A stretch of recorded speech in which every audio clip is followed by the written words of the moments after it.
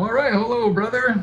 Hey, how's it going again, man? This is like probably our 100th video. No, I'm just kidding. It's like this is our like 80th video. Oh, we're getting close. Then we're getting close. We're getting a lot of My big milestone. Maybe we'll get 100 viewers. Yeah, so sometimes they're better than others, as far as the viewers go. Yeah. So. Well, we don't. Sometimes when we do something that's controversial, we get more viewers, but we're not trying to make waves, or anything. We're just. Well, you were big on debating and stuff, so but I'm not a good debater, so I kind of like shy away from. Were you in the debate club when? No, I wasn't. We had it for a class, but I was never in the debate club. I kind of liked it, but never did that kind of stuff. Yeah, but debating is pretty cool. It's got a lot of skills, I mean, as long as everybody's good natured about it. You need good discussion, people that like to debate and talk about issues. I think it's a good thing. That's what we're trying. We're not trying to debate anything here. I mean, we're just trying to. We're bringing up the good points, and we're not trying to be as political as people think. I think we're trying to take middle road, just the sensible solutions and stuff. Yeah, we're trying not to take sides politically either. So on this whole issue, because sometimes there's things that one side does that's pretty good, and sometimes there's things that the other side does that's pretty good, and whether which side do you agree on. But I think both sides make mistakes, and I think that both sides try to do some good. The current administration has established a Department of Energy program that helps first-time small modular nuclear reactor developers. This video we're going to talk about is about small modular nuclear reactors. And nuclear reactors in general, I don't know why, but the conservative movement seems to be more for. You think? For nuclear power and stuff. Well, I don't know. I mean, it seems like both administrations have supported. I mean, not both administrations, but all administrations have supported along the way some sort of nuclear power, right? I mean, so it's the greenest energy there is. But you were reading about how they had funding, and it could have been from the last administration, funding for that project to subsidize. The Generation III, yeah. There's a Generation III plus. Right. Funding for small modular reactors, and usually those are administered by the Department of Energy. So there was that. So it could have been the last administration DOE that did some of that also. Although, yeah, for the power grid, the national power grid system. Right, and now there's another. There's some more funding from DOE again now with the current administration for promoting that as well. Right, they have. That's not the Tennessee Valley Authority one, is that? Or is that? No, it's a different. It's for first-time small modular nuclear reactor builders or companies that do that. So they help out all the entities involved, like the people that are, the utility companies building it and the end users. So. Small modular reactors can be diverse in the type of fuels they utilize, like triso and thorium. So. The bottom line is, you and we agree that nuclear, especially the small modular reactors, are a good idea, right? I mean, they're good for climate change, and they're good for using as a source of power. Yeah, and the fuels they want to use nowadays seem to be better. Like, and what I mean by that is they use variations of uranium and different kinds of. Like for right now, there's an example of triso fuel, which we talked about before, but that's like it's encapsulated uranium with like carbon and some other stuff around it. And that's good. So when they have these different kind of, and I think thorium is a fuel that they want to mix in with uranium to. Okay. Yeah, I remember that. Yeah. So thorium is actually a very good. Maybe the fuel of the future for SMRs, and if they do, then it's not as dangerous or bad, Right, as uranium. If they do use thorium for these SMRs and stuff, the small modular reactors. SMRs are very important to the government and businesses because of their potential use for military bases, data centers, and remote mining operations. Well, I'm really glad that at least some of our viewers have watched some of our SMR videos in the past, and now the government's on our side trying to promote them. So let's see that. There you go. That's a good thing. Well, they're on our side because I did see something from the administration that was saying that they want to use these for military bases and to help the data centers, right, and AI, and so they want to do all this. They want to use these SMRs for that purpose.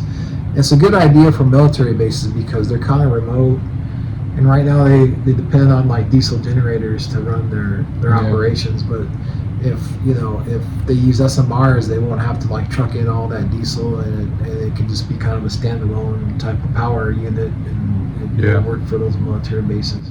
I was at a lot of times when I was overseas and military bases, and they especially the ones that you set up temporarily. And I don't think an SMR would be necessarily good for one that's only going to last for a couple of years. But we were always using big, huge diesel generators and having to truck in fuel all the time.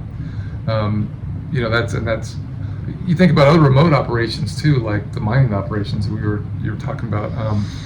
Mines go on for decades, and they're remote. Remote too. Yeah. And so instead of using generators or maybe transmission lines that go for a long ways and provide all the infrastructure from states away or something like that, they could set up SMRs for powering that, because it's going to be a long-term project anyway. So having their own isolated power would be great.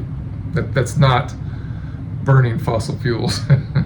Huge data center companies such as Google and Amazon are getting into SMRs, and we have one major project in the U.S. grid for a series of SMRs. So right now, there's only really one I know of where they're doing like a huge project on it, and that's that Tennessee Valley Authority one. And they want to build like a 6 gigawatt power infrastructure with small modular reactors. And I think it's where they powering up with NuScale Energy. That's going to do the kind of the project, and it's going to be for like mining industry, for the data centers, and some other businesses and stuff, I think too. Very good. Well, you mentioned business centers and stuff. Two companies that are doing it, right, are Google and Amazon, right? They're looking into it. Yeah, they're working out agreements with some of these SMR companies. Yeah, that's going to be great. SMRs are the solution for data centers due to power needs, size of operation, and power loss prevention. Because everybody's worried about these data centers, AI, all the storage and stuff, all that's going to be, just a huge power suck, right? I mean, that's, and so you got to do something. Everybody's worried about that. Oh, how's the grid going to hold up? How are we going to take it? We're going to crash, and stuff. And so this might save that whole concept where we can be a little more diversified in our power and focus the power on those big, power centers that use a lot of power, to use these modular facilities or modular reactors. And so I think it's a good fit. Since SMRs are also nuclear reactors, they produce extra heat, which can be used for a variety of other purposes, such as for small communities. These small modular nuclear reactors are very similar to the large ones in that they produce a lot of heat still as well. Oh yeah, let's talk about that. Why is that good? Why is that a good thing? Well, we talked in one of our last videos about heat storage. Right, storage. Yeah. If you use heat storage, you can do other stuff. You can make more power out of it. You can use it for like district heating, like for other businesses. They might need to heat their water, stuff like that. And another application is I think you can do like make hydrogen out of it. So you have the water. If you use water and some other stuff and you heat it up, then that can help make hydrogen. So there's several different reasons to use the heat from these small modular reactors, and they also run 24/7. So you could run a desalination plant next to it because you would use the extra energy from it to help it out. So yeah, that would be a very efficient use of its heat. That's being generated 24/7. So during low peak times, you can use it for something else. And also we talked about heat can be another source of energy for a little bit of energy. I mean, nuclear, it creates all that heat anyway for powering its turbines with steam or something, but and heating up water and stuff. But you could use the extra heat to also run some other smaller things like we had talked about, like Stirling engines or Peltier type of devices or something. Thermoelectric, electricity. So I mean, it wouldn't be as much as a nuclear. And then the turbine direct operation, but you'd have some residual heat that you could still use to supplement some power, in the local area or something like, or maybe doing local projects, local businesses, something like that, that might be just need a little bit of power, or residential areas, or whatever, the case may be. Overall nuclear capacity is supposed to greatly increase for industrialized nations over the next several years. This allows us to replace some of ours and let us and China diversify more of our power. Well, China, that's the thing we talked about it before, and China is really ramping up on their capacity to make nuclear, and so are other countries. Like that, I think I heard some statistic like worldwide, like the nuclear energy is supposed to like triple in capacity for the countries that have it, like for nuclear energy. So if they're tripling, that means that in some way or fashion we probably will too. Like well, yeah, triple our capacity for it. And plus all those other big nuclear energy plants may have to go out of commission pretty soon because they've been around for like a good 40 years. Right, or be good to update them with modern ones, plus smaller some ones. of the modern big ones, plus the SMRs would be a good mix. And remember when we were talking about China was building at least one coal power plant per week to help as they're ramping up all of their industry and their production lines for a lot of products until 2026. That's still happens. So I mean that they could replace a plan with some of the SMRs or nuclear power. That would be a good thing for everybody.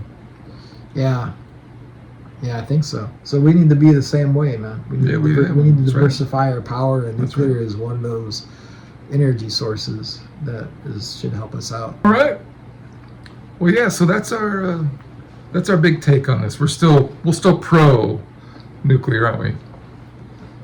Yeah, as far as I know. Yeah. As far as as far as all of our research shows that we're for it. Well, all right. Well, that's pretty good. We'll continue to try and find out more information about these. So I'm glad you looked up all this new stuff about the SMRs. I'm glad that people are listening to us about how they're such a good thing. So yeah. All right. So maybe they'll implement more and more. That'd be nice. All right. Well, until next time, go ahead and like our videos and tell your friends, and we'll see you next time. All right. Bye.